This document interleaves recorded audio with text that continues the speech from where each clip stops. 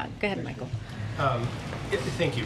If I could go back to something my Fox colleague asked yesterday, and that's about the who pays for this. Mm-hmm. So I did a search last night for the phrase "fully paid for," mm-hmm. coming from that podium and from in President Biden's speeches during the last year and a half.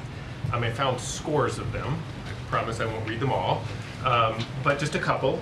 You quoted experts saying that the package referencing the IRA would, quote, quickly and noticeably bring down healthcare costs for families would be more than fully paid for. Mm-hmm. Jen Psaki talked about on February 2nd, he's committed to sustainable and responsible policy and ensuring that our long-term investments are fully paid for, like Build Back Better. Mm-hmm. Brian Deese talked about packages that would be fully paid for across time. The president, in multiple speeches, talked about this bill, this is in December, referring to the BBB, is fully paid for. It won't increase the deficit. Anyway, the question is, do you all believe that this student loan program is fully paid for? And if it's not, why does the president think it was important to have all of his other spending priorities fully paid for to be fiscally responsible, but not this one? So we do, so this, again, this is the question that my colleague here, Ambassador, got. So we have to get a better sense, right, of what we're talking about as far as cost. But let me just say that out loud. She is the domestic policy advisor, and when she was asked that question, so I just want to iterate what she said. But we do believe it will be fully paid for because of the work that this president has done with the economy, because of what you just said.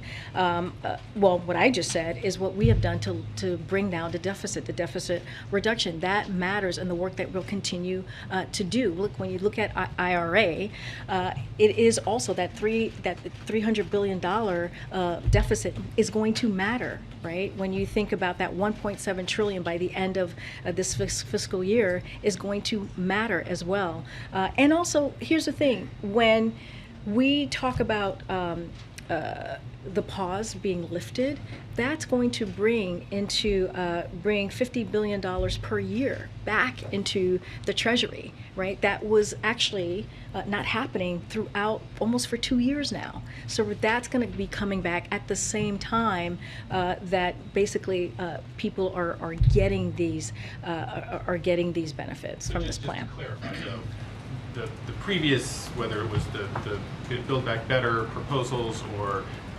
IRA or the infrastructure bills, those were, in the words of the administration anyway, fully paid for internally. Yeah. You're saying that this one, because of the benefits that of deficit reduction, you're okay raising or lessening that deficit reduction with this proposal because of the work that's been done in the past. Because this one doesn't have any pay-fors, right? There are no mechanisms that internally to this that would raise money at the same time that it's here's what I would say. I mean, the question was asked to me earlier about how there's some Democrats who are not happy with this, and so because they wanted more or they didn't want it at all, right?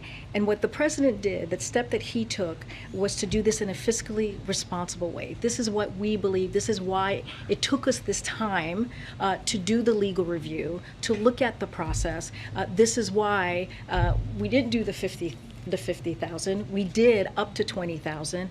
This is why my colleagues here at the podium said, well, let's see who actually takes advantage of this. Then we'll have a better sense of what this is actually going to cost. But when you think about the $50 billion that goes back into the Treasury, when you think about the lowering the deficit that we have, which is historic, the 1.7 trillion, the 350 billion the first year of the president's administration, that matters.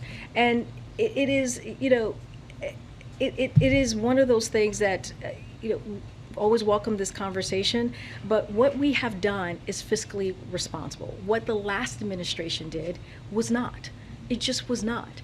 And what they did with cutting taxes for the wealthy, they 85% of folks making it went to 85% of folks who were making more than 75,000 a year. We're actually doing the opposite. And it should matter that this president is trying to give some breathing room for people who've been literally crippled by this by this pandemic, by what has happened the last couple of years. And so again, the way we see it is we've done it in a fiscal balanced, responsible way. We will see who takes advantage of this, but this is going to help 43 million people. And just think about it, if people are saving a little bit of money, right, they are going to go buy that house. They're going to start a family. This matters in so many ways. So that matters more than keeping the deficit lower by including something that would offset whatever the cost might be. Yeah, I mean, look, we don't believe that it's going to increase the deficit, because what we're saying that is the 1.7 trillion, right? We've done the work, right, to lower the deficit. Also, $50 billion per year is going to go back. But that $50 billion was already. I mean, it's already was yeah, there. but we were getting we were getting zero. The Treasury was getting zero for the last 2 years. They still owed that money. I understand that. I get what you're saying, but there's also an argument that I'm making as well, is that we're putting money back into the Treasury, which matters as well. That is going to happen. A judgment on which is better or not. I'm just trying to understand. I think as some of my colleagues are. Yeah. If what you guys are saying here is basically the president's made a determination that helping people with their debt is important enough, and in your words, matters enough to spend what could be, estimates of $300, $400, $500 billion, without explicitly saying where that money is coming from, and that will, obviously, and that you're willing to use the deficit savings that you have claimed to do that. And I guess that's what I'm trying to understand. No, I'm trying to explain to you how it will offset, how all of this would be offset once the pause is lifted, and also once this process with the student loan is also done. So there is a process here, right, that is, we believe, is going to offset that. Right? Okay. I know. All right. Well, I'm glad that I've exhausted you, Michael. That is rare to exhaust you. I know. Usually you don't get exhausted.